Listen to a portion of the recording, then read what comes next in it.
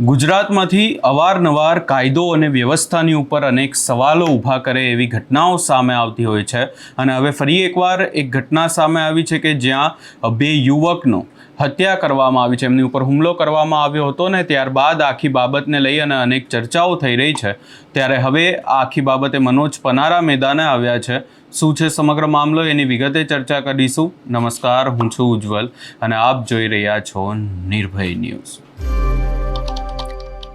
ગુજરાતમાં જે હાલ પરિસ્થિતિ છે કાયદો અને વ્યવસ્થાની, એની ઉપર અનેક સવાલો ઊભા થઈ રહ્યા છે અને ફરી એકવાર કિસ્સો સામે આવ્યો છે માળિયા તાલુકાના હાઈવે ઉપરથી કે જ્યાં રેયાળી ચોકડી ઉપર બે યુવક ઉપર 5 થી 6 જ લોકો દ્વારા હુમલો કરવામાં આવ્યો ને ત્યારબાદ આખી ઘટનાને લઈ અને અનેક ચર્ચાઓ પણ થઈ રહી છે। ત્યારે હવે મનોજ પનારા મેદાને આવ્યા છે અને સમગ્ર બાબતને લઈ અને મનોજ પનારા દ્વારા શું કહેવામાં આવ્યું એ પણ સાંભળી લઈએ। જે રીતે મોરબીની અંદર છાસવારે હત્યાઓ થઈ રહી છે, લુખ્ખાઓ અને ગુંડાઓનો જે ત્રાસ વધી રહ્યો છે, 2 મહિનામાં 2 નિર્દોષ લોકોની હત્યા, એ માત્ર નિર્દોષ લોકોની હત્યા નથી, 2 પરિવારોની હત્યા છે અને એની સાથે સાથે આ તંત્રની હત્યા છે એવું મારું સ્પષ્ટ માનવું છે।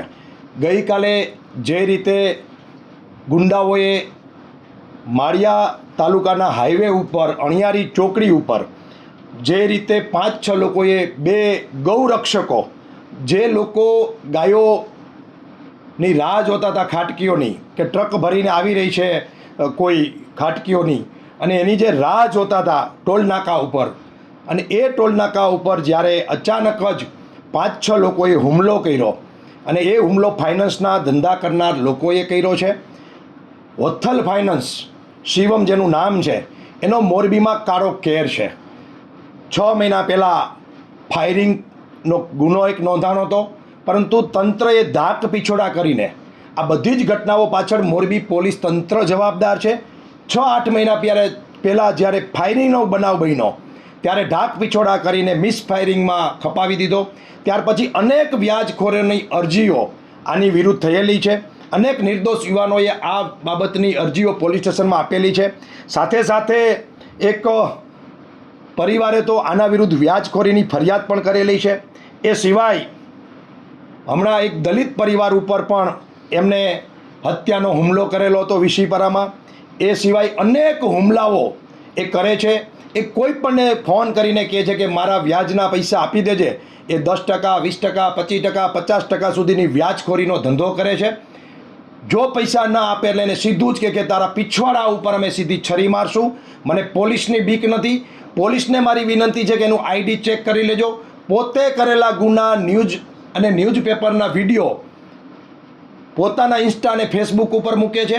પોલીસનો કોઈ ડર નથી। એ ખુલ્લે આમ 5-7 ગાડી કાળા કાચવાળી લઈ અને નીકળે છે। મોરબીની અંદર વત્થલ ફાઇનાન્સનો કારો કેર છે। એવા સમયે કોઈ ચૂંચા બોલવા તૈયાર નથી। અને કાલે જે 2 મિત્રો ઉપર જીવલેણ હુમલો કર્યો એમાં એક યુવાનની હત્યા થઈ ગઈ છે, અનિલ કંડિયાની, અને બીજો જે યુવાન છે એ વિવેક અઘારા ઘાયલ છે।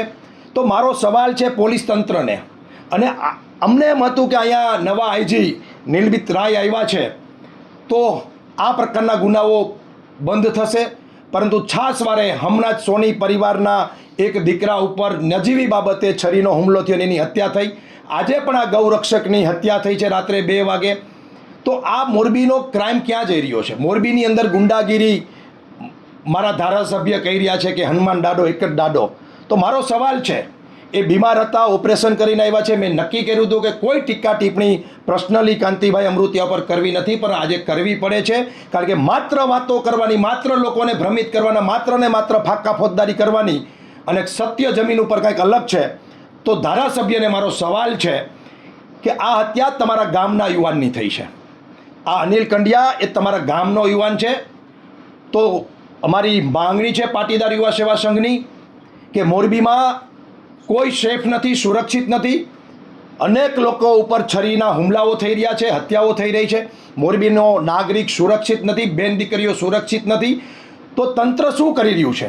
અમારી માંગણી છે કે ધંધુકામાં જે રીતે ધર્મેશ ગમારા ભરવાડ યુવાનની હત્યા થઈ અને 24 કલાકમાં તંત્ર જે એલર્ટ થયું અને જે રીતે હર્ષભાઈ સંઘવી વાતો કરે છે, દાદાની સરકાર છે અને એક્શન લેવાના, એ જ એક્શન 24 કલાકની અંદર અહીંયા અનિલના હત્યારા અને વિવેકને જેને મર્ડર કરવાની કોશિશ કરી છે એવા યુવાનો ઉપર જે હત્યાનો પ્રયાસ થયો છે અને હત્યા થઈ છે, એના એફઆઈઆર પણ થઈ ગઈ છે, 6 આરોપીઓના નામ પણ આવી ગયા છે.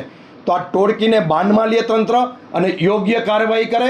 અને આ સરકારના ધારાસભ્ય અને એના નેતાઓ જાહેરમાં ફાંકા ફોજદારી કરવાનું બંધ કરે. અને મારે મોરબીની જનતાને છેલ્લી અપીલ કરવી છે કે કોઈ ભ્રમિત વાતોમાં આવ્યા વગર 26 તારીખે જે મતદાન કરો એ એવું મતદાન કરો કે તમારી સુરક્ષા માટેનું મતદાન કરો, તમારા હિત માટેનું મતદાન કરો, તમારા બેન દીકરી યુવાનોની સુરક્ષા માટે, તમારી માલ મિલકતની સુરક્ષા માટે મતદાન કરો.